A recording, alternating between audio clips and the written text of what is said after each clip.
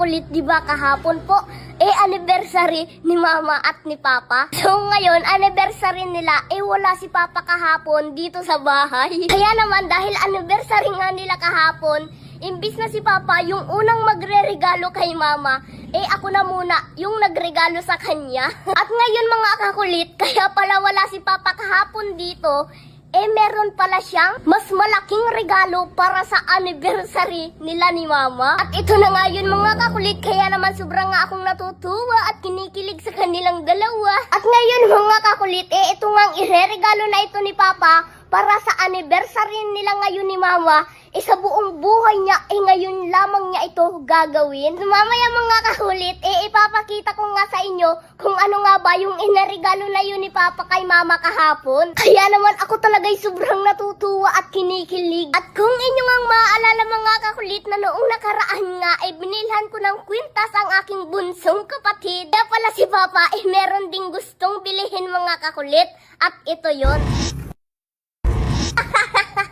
Kaya ako'y nagtataka mga kakulit kay Papa, kwintas ang binibili namin, nakapokus siya doon sa engagement ring. Kaya pala siya bumili noong bumili kami ng kwintas ni Baby, meron na pala siyang pinaplano. Yeah! Siyempre mga kakulit, kung ano man itong regalo na ito ni Papa para kay Mama, sobra talaga akong natutuwa. At ito mga kakulit, itong ipapakita ko sa inyo na ito, ito yung nangyari sa amin kahapon ng hapon. At pagkatapos kong ang bigyan ng regalo mga kakulit si Mama, dumating naman si Papa at niyaya naman niya kami sa isang napakagandang lugar. At syempre talaga namang napapa I love you dahil sa napakaganda nitong view. Kaya tara, samahan niyo ako mga kakulit at ipapakita ko sa inyo kung ano nga ba ang nangyari sa amin kahapon.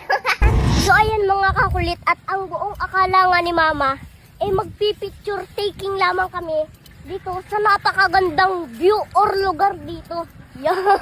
Pero ang hindi niya alam, meron pang mas magandang view dito.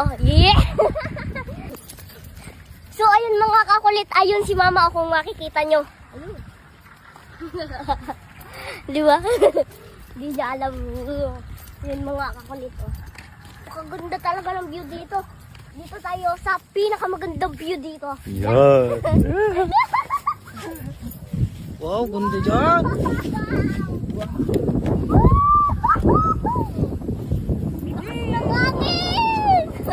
Halika na, dito. Mama! Oh, halika dito Mama. Dito. Ito, pipicture tayo. Wow, ang ganda! Oh, di ba Mama? Tayo bayan oh. Picture muna tayo. Dali, kailangan natin yung... Oh, Mama, ang ganda dito. Oh, kayo naman. Kayong dalawa. Tayo naman Mama, tayo naman. Yan. Ikaw muna Mama solo. Wait lang Mama, parang mas maganda yung naka-side view ka. Dito nakatingin. Oh. Okay, side view ka muna Mama. Saan dito? Yan. Tapos, Katuro doon.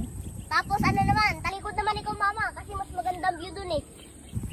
Ganon. Yan. Tapos, dito naman, side view ka naman ulit Mama. Yan. Yan. Yan. Pause ka muna Mama. Yan, hindi pa nasa-shot. Yan. Yan. Patay tayong dalawa naman. Mamaya Mama, ikaw muna mag-isa. Okay. Ako tiba yung shot nila. Oh. Talikod ka naman Mama kasi parang mas maganda yung view dun eh.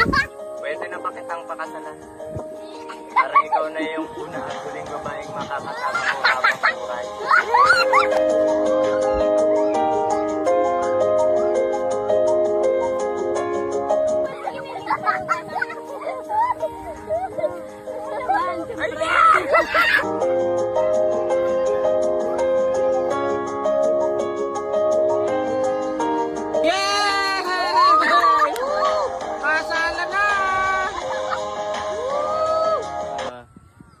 Kasya naman. Will you marry me? Tara! Dapat nakaluhod ka. Ah.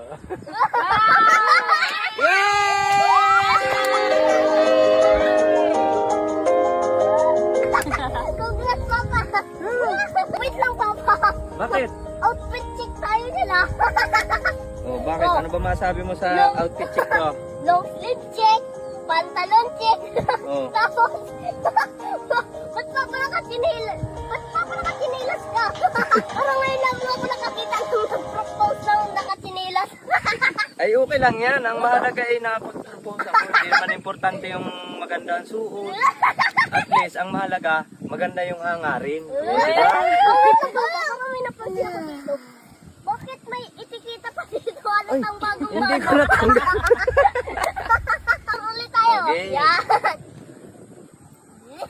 Kala ko nalimutan mo na anniversary natin. Nakakalimutan ko ba yun? Eh, yun yung araw na nakilala kita dito sa mundo. At saka akala mo, yan lang. Hindi lang yan. Kasi hindi ko nakalimutan yung anniversary Meron natin. pa pala. Ah, diba? Wow! Uy, gold! Siyempre, gold kasi yung pagmamahal ko, kaya gold din yung ibibigay ko. Oh, diba? Siyempre, isusuot na natin. Para naman makita yung kagandahan ni mama mo.